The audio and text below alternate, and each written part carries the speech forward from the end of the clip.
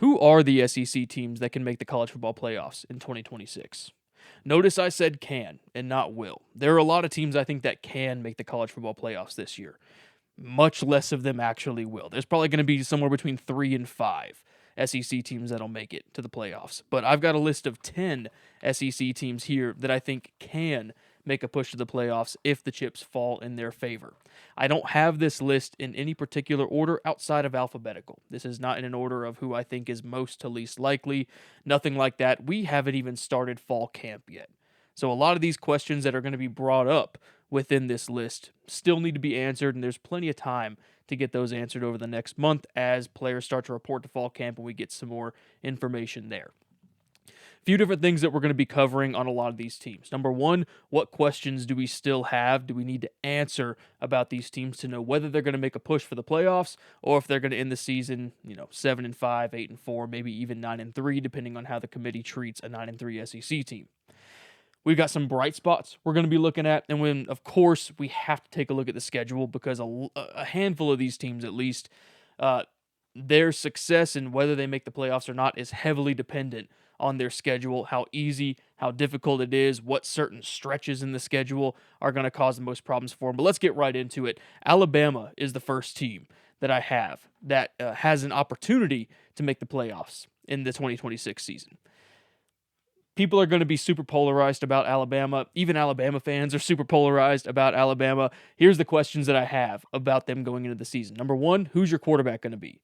We got to figure that out. I'm hoping we're probably going to figure it out pretty early in fall camp because that quarterback you're going to want to have a lot of time running with the ones to make sure that they get their timing down with the receivers. They make sure they have the offense down completely because there's a big piece of this offense that we need to figure out.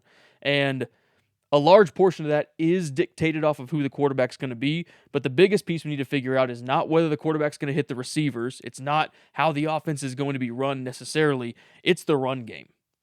Last year, Alabama was 125th in total rushing in the entire country. That puts you, I think, like 11th from last in the country. So Alabama needs to have a better run game. Kane Womack on defense, he had 37th rushing defense, the 9th passing defense. Not really terrible there. I know Nick Saban had some things to say during SEC media days about how they're running zone coverage, and he really liked running man and press man and all that stuff. Defense, I don't think was your main problem. Your offense was just so wishy-washy. Last year, the last couple of years, if Jalen Milroe couldn't get the game opened up with his legs, it seemed like everything fell apart. And so a lot of this season is going to be based off of your run game. Can you run the ball? Biggest question I have for Alabama going into this year. But if you can run the ball effectively, I think you pretty simply and easily can make the playoffs. The next team on the list is Florida. And this was a surprising one. Whenever I went through everything that I had to go through to know who has an opportunity or a shot to make the playoffs, I didn't expect Florida to be here, I'll be quite honest. But you got John Summerall in, which is automatically going to breathe a new, fresh breath of life into the program. At least you hope it will. With how everything left with Billy Napier, it seemed like the program was just lifeless. Nobody really, I don't want to say nobody wanted to be there, but the players didn't play like they were playing normal Florida football, the Florida football that you would come to expect. Defense was still playing well, though, and you do have quite a bit of defensive returning production. In fact, you're number one in the nation in defensive returning production. And, oh yeah, by the way, you got the defensive coordinator from Kentucky as your DC now. And Kentucky, their problem was never defense. The offense just could not figure anything out at Kentucky under Mark Stoops. Now, of course, they're bringing in an offensive guy. We'll see how all that works. Kentucky, you're not on my list. I'm just going to put that out there right now if you're a Kentucky fan. You do have Buster Faulkner coming in from Georgia Tech. Quarterback battle between Aaron Philo and Tramel Jones Jr. We'll see how that goes. But if this offense can just have a pulse. The offense last year with DJ Lagway did not seem to really have a pulse at all. Couldn't really get a great running game going, although you did have your games where you had a solid rushing attack. But it was pretty wishy-washy. You weren't able to consistently sustain drives week after week or even quarter after quarter. You'd have some ups and downs here and there. So we want the offense to come out and to establish a ground game, first and foremost, but really to be able to come out and just have their way on offense like they're supposed to at Florida. Buster Faulkner, he's done a great job of it at Georgia Tech. I don't see any reason why he wouldn't be able to do it, especially with the talent that you've retained from last year. Your first 6 games are very winnable. Um, you do get Ole Miss off of them playing LSU, and you get them at home early in the year, so that's probably your toughest game within the first 6, and you get them in a pretty favorable scenario. And then you do have in late in the season, the toughest stretch is a 3-game stretch where you have at Texas, at Georgia, and then Oklahoma at home. If you can win one of those, you're in a pretty dang good spot to be able to put yourself in position to go maybe 9-3, make the playoffs. It's going to be a tough spot. It's always tough year one under any coach. I think Kurt Cignetti has brainwashed everybody into believing that it's going to be doable no matter where you're at. It can be doable no matter where you're at, but it's still a tough job to get it done, especially in the SEC whenever you don't get to play cupcakes week in and week out. The next team I have on my list here is Georgia, to nobody's surprise. I think everybody's just going to write Georgia as making the playoffs this year. They've got a pretty favorable schedule. They got Gunnar Stockton coming back for a second year. They're 5th in defensive returning production, 8th in overall team returning production from a team that made, the quarterfinals last year and barely lost to Ole Miss. 2016 was Georgia's last season finishing outside of the top 7 in all the in the AP rankings. In 25, they ranked 6th. 24, they finished 6th. 23, they finished 4th. 22 finished 1st. 21 finished 1st. 20th, they finished 7th. Or in 2020, they finished 7th. 2019, they finished 4th. 2018, they finished 7th. So on and so forth. Although 2016, they finished unranked. But over the last decade, Kirby Smart has consistently put a top 10 team or a top 7 team on the field. I don't see any reason he doesn't do it this year. I believe they're easily going to make the playoffs. Next team I have on this list, LSU, my team. Blake Baker returns as defensive coordinator. The defense really wasn't a problem last year. It's the only reason we were in as many games as we were in last year. We've got some decent returning production on the defensive side. The defensive backfield is set. You've got Ty Benefield in from Boise State. Heard nothing but great things about the guy from players, from coaches, from pundits, from everybody. You've got Tamarcus Cooley on the back end, P.J. Woodland and D.J. Pickett anchoring down the cornerback spots. Linebacker, that room is set with Whit Weeks, T.J. Daughtery. Oh, you got Deshaun Spears playing safety as well. He's probably going to be playing that nickel role, or I don't remember exactly what they call it.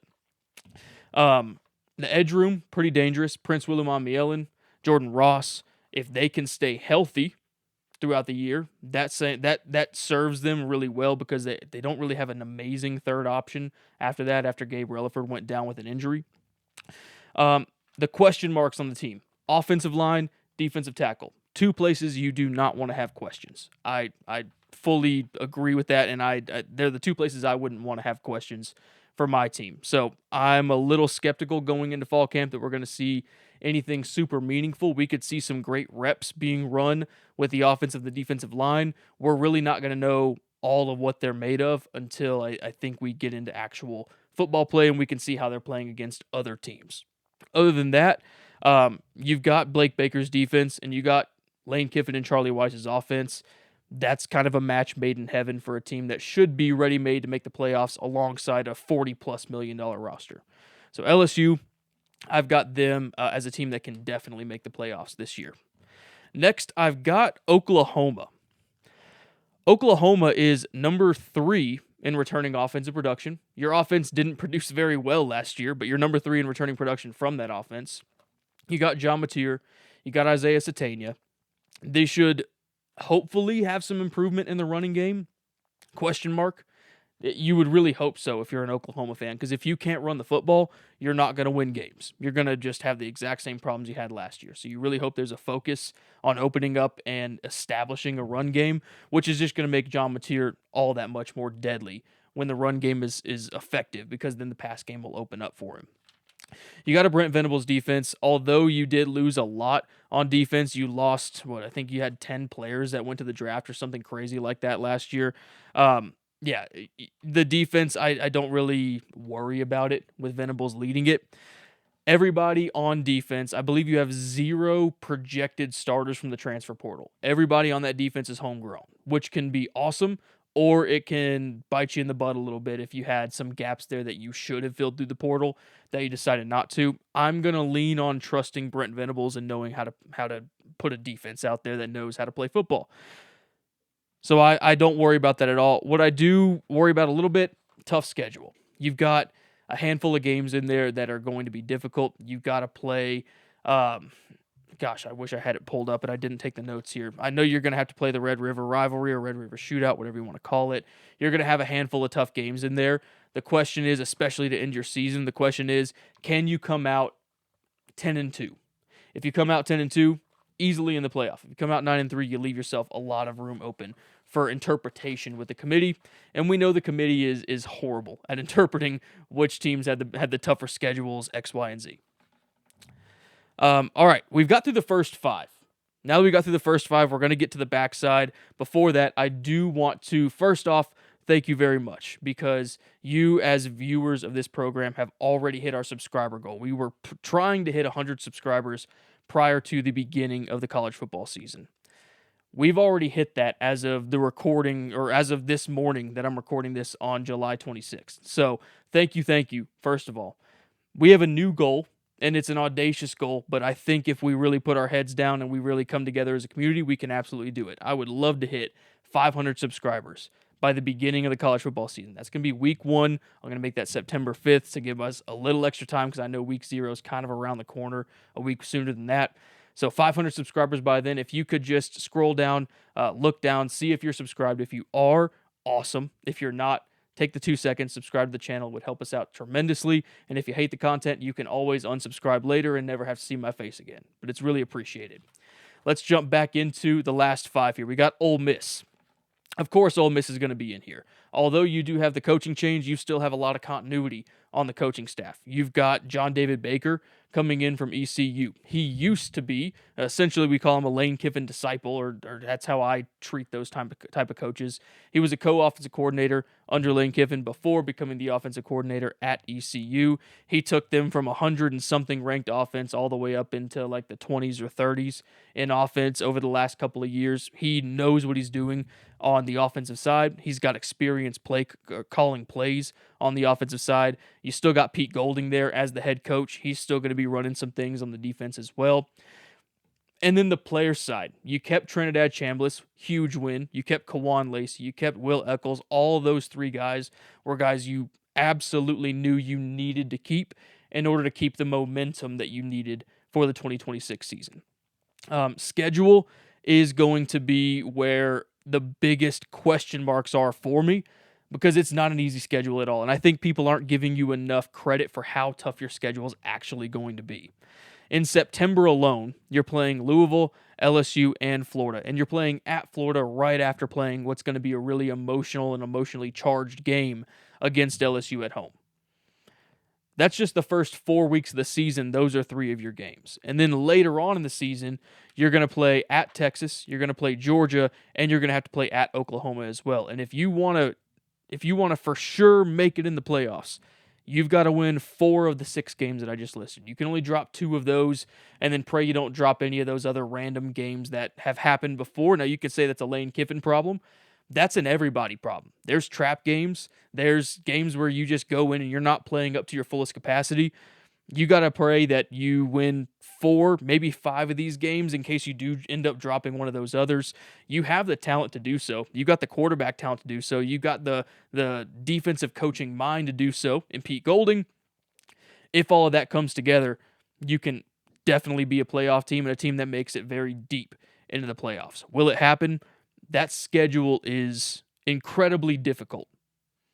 So there's a lot of question marks on how you're going to be handling that, especially with those first 3, the 3 of the first 4 games early in the season. After Ole Miss, we got South Carolina. This is another one that did surprise me a little bit. But you got a team that is 2nd in offensive returning production, 5th in total team returning production. All these returning production numbers, by the way, are I got them from Bill Connolly's ESPN article that he put out, and I think it was March or April, sometime right after the transfer portal had all closed. So you have a lot of returning production on the team. Offensively, You were not great running the ball last year, and you were not great on the offensive line specifically last year. You've got a new piecemeal offensive line. That's where the question mark lies. That's where basically 100% of my questions lie on your team. Because you've got a defense that's going to be able to win you football games. You got a quarterback that can win you football games. And you got a weapon in Nick Harper at wide receiver that can win you football games. If this offensive line can come together under a new offensive line coach and they can run block specifically, that opens up a whole new world for Gamecocks fans. Because, again, I've said it before, I'm going to say it a million times on this channel. If you can open up the run game, it opens up all other avenues of your offense. But if you can't establish the run game, it really closes you off. Defenses know how to play you much more aggressively. So that's where all the big question comes is, does that offensive line gel? Defensive side, Clayton White, defensive coordinator. I don't have any questions about the defensive side. You still got Dylan Stewart out there. I don't think you're going to have any problems there. You do have also the element here of Shane Beamer potentially coaching for his job. He's been at the top of every single SEC hot seat list that I've seen, and you get a guy who's in what Josh Pate would deem wounded animal mode. Normally teams are in that. You got a head coach that's in that, and he really wants to stay and be the head coach of the Gamecocks, which I believe fully that he does. I think he's going to have this team playing really hard, and they could be a sleeper in this year of a team that if they don't end up just ruining a handful of teams' seasons, they could absolutely make a push to the playoffs. And we got Tennessee. This is a team that is seemingly flying under the radar. And I think a lot of that is because we still got a lot of question marks on the Tennessee side. It seems like every single year they lose a random player that they didn't expect to lose because of reasons. Starting with Nico Maliava not being able to get paid everything you wanted. This year you had that defensive end that decided he wanted to bow out because of, mental health reasons, something like that. So just some weird things happening around the Tennessee program. But that doesn't change the fact that you've got a great coach who can call a great offense. Josh Heupel is not going to have problems on the offensive side. He's got a scheme that helps them to move the ball downfield. The question is, who's going to be the one running that? Is it going to be Faison Brandon? Is it going to be George McIntyre? It seems pretty 50-50 right now. I've been trying to see as much as I can on who we think is going to win this battle. There's still a lot up in the air, and basically everywhere I go, one person says it's going to be Faison, one person says it's going to be McIntyre. It all depends. The benefit of the Tennessee team that I have right now, and the one thing I really see going in your favor going into this season is the large chunk of your toughest games are going to be at home. And we know home games at Neyland are impactful, to say the least. Alabama hasn't won at Neyland since 2020. And every other team that comes into Neyland, especially if it's a night game, is going to feel like they're behind the eight ball immediately from the start of kickoff, from the start of warm-ups. Let's just sell it how it is. So your home games, you get Texas at home in week 3. You get Auburn at home on October 3rd. Alabama at home again October 17th. I got a good buddy who's an Alabama fan. He's convinced that Alabama's not going into Neyland and winning again for a third time in a row. And then you got LSU at home late in the season, second to last weekend of the year, I believe, November 21st. So those are 4 of your tougher games. You get them all at home. That's a big benefit for you. And a lot of them are later in the season, so your team has some time to gel early in the year. That offense has some time to meld together early in the season. So hopefully by these weeks, you are more of a finished product on offense. And we're down to our last 2 teams here. Second to last, we got Texas A&M. The question for A&M is, can they reload? A&M has always had their problems with, is this a reload or a rebuild? Under Jimbo Fisher, we shouldn't have to rebuild because we recruit so well year after year after year. And then A&M has the benefit of all that recruiting last year. They had, 9 or 10 players that were drafted from that team as well. Because of that, there's a lot of question marks on the team, on the offensive and the defensive side. Question marks that you don't have On the offensive side, you got the weapons. You got Marcel Reed coming back for what's going to be a third year as a starter at quarterback. You got Reuben Owens coming back at running back. Isaiah Horton, he's coming over from wide receiver or from Alabama to play wide receiver. You got Mario Craver coming back again. A lot of people that you just need to be able to fill in on defense because you lost a lot of production on the defensive side. Mike Elko, I have no questions about him fielding a good defense because he's done it at Duke. He's done it his first couple of years at A&M as well. So I think he's going to do a good job there. One thing I think is going to really work in Texas A&M's favor, and this is something that always works in Georgia's favor. It's starting to work a little bit more in Texas's favor over the last couple of years, and really last year it worked a lot in Texas A&M's favor, and that is that you are playing really physical football. Physical at the point of attack, and physical whenever you go in for the tackle.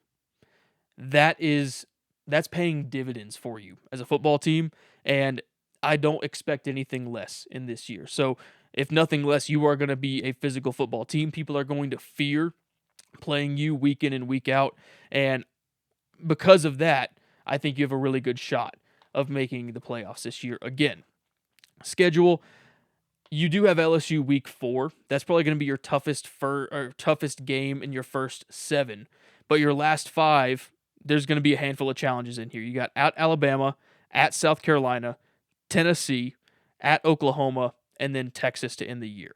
You got to win, again, of those 5 plus LSU, you got to win 4 of them. You can only drop 2 to guarantee yourself a spot in the playoff, and that's if everything else all works out. So that's a big schedule component for Texas A&M.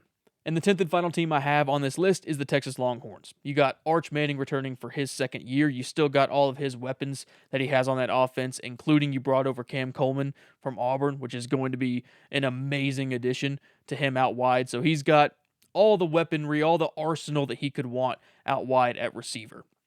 Question mark here is, can the offensive line open up the run game? Same thing that we've said multiple times in this breakdown or in this list of teams. We have to open up the run game in order to open up the pass game. And Texas in the run game last year, they weren't good enough, and it's the reason they lost the amount of games that they did. We are hearing for probably the 4th year in a row, this is Steve Sarkisian's most talented team he's ever had. This year, I do believe that they're actually right. I don't want to say that they haven't been right previously, but I do believe that they're right this year. He's got loaded with talent on the offensive and the defensive side. He's got a returning starter at quarterback. We know, and I know Arch Manning had a lot of expectations on him last year. That was not put on him by him.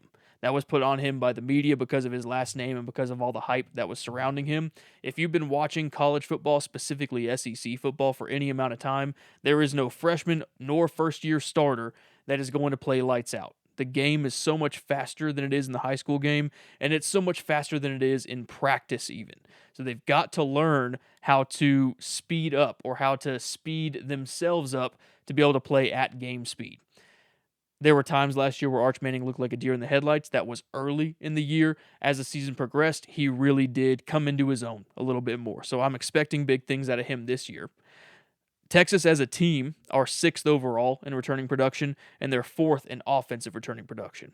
Defense wasn't really a problem for them last year, so if they can open up the run game on offense this year, I think great things can happen for this Texas team. But if they don't, the big question that I and probably a lot of Texas fans are going to have is, if you can't do it now, then when?